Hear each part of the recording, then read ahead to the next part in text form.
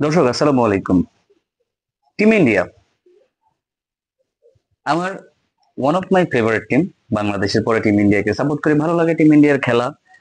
But কথা হচ্ছে গিয়ে কি, টিম ইন্ডিয়া কি আসলে ক্রিকেট খেলাটা ভুলে গেল?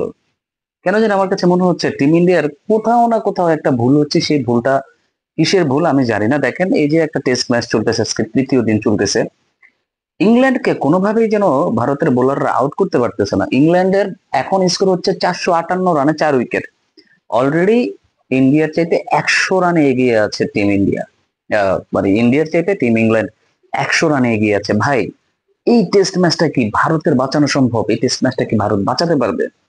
কোন জায়গায় ভুলটা ছিল অ্যাকচুয়ালি? আমার কাছে যেটা মনে হয়, ভুলটা হচ্ছে ভারতের ব্যাটিং অর্ডার। আপনি আসলে সেটাকে কিভাবে নেবেন আমি জানি না। আমার কাছে কেন জানি মনে হচ্ছে ভাই, ভারতের ব্যাটিং অর্ডারটাই ভারতকে একটা বিশাল সমস্যার মধ্যে ফেলে দিছে।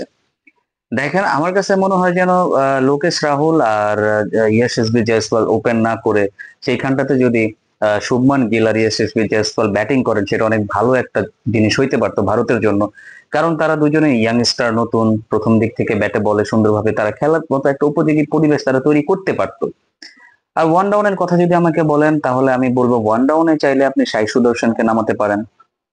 তারপরে আপনি আহ যেমন চতুর্থ যে ব্যাটসম্যানটা নামবে সেইখানটাতে আপনি লোকেশ রাহুল কিংবা ঋষভ পান্ত এরকম কাউকে নামাতে পারেন। কারণ আমার কাছে মনে হয় লোকেশ রাহুল 4, 5-এ ঋষভ পান্ত, তারপরে আপনার 6 নম্বরে হচ্ছে রবীন্দ্র জাদেজা, 7 নম্বরে ওয়াশিংটন সুন্দর।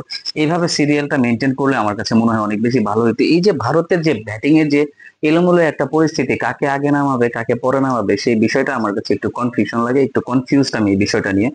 আবার কেন জানি মনে হচ্ছে Bharat is under the pump right now.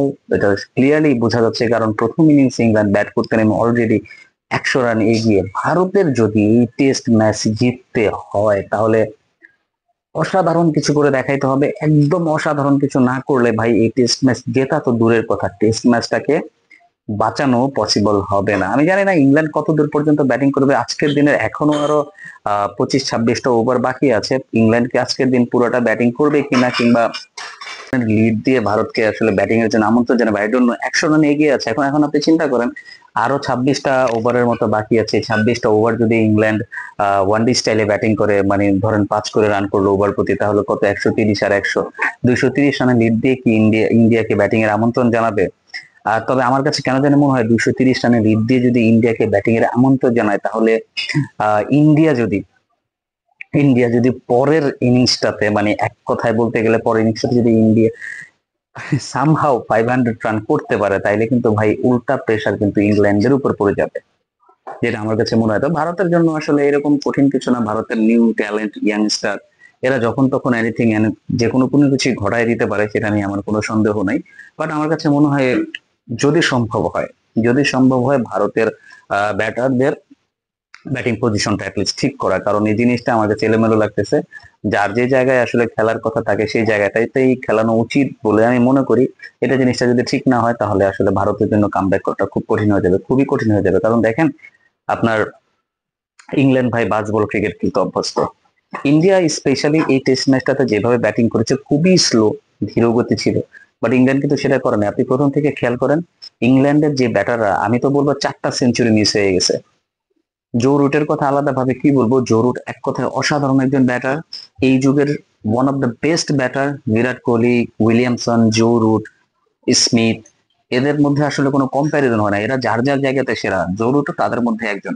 আপনি ইংল্যান্ডের ব্যাটিং লাইন আপটা খেয়াল করেন, ইংল্যান্ডে দেখেন ওপেন যারা করতেন, জ্যাক ক্রলি 84 রান করছে, বেন ডাকেট 94 রান করছে, আপনার এই যে, তারপরে হচ্ছে আপনার অলি পপে 70+ একটা স্কোর করছে। তারপরে হ্যারি ব্রুক সামহাও আউট হয়ে গেছে। But Ben Stokes as a captain, Ben Stokes যে পারফরমেন্সটা দিচ্ছে ভাই, 46 রানে নট আউট। যখন আমি এই ভিডিওটা করতেছি, বল হাতে 5টা উইকেট। একজন অলরাউন্ডার ক্যাপ্টেন একটা টেস্ট ম্যাচের ভাবমূর্তি কিভাবে পুরো এলোমেলো করে দিতে পারে, এটা বেন স্টোকস এর কাছ থেকে শেখা উচিত।